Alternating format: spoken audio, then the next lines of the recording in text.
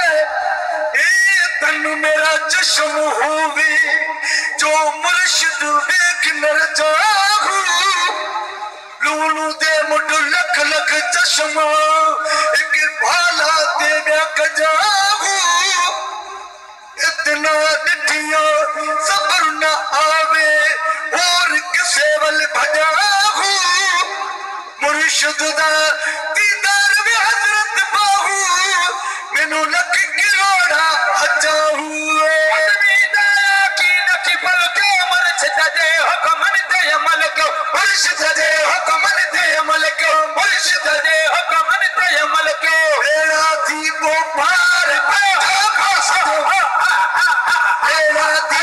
पार पैदो खुश जो वेठो खुश जो बेदार पैदो खुश जो वेठो हैदर जा बेदार तो के छाती गंदी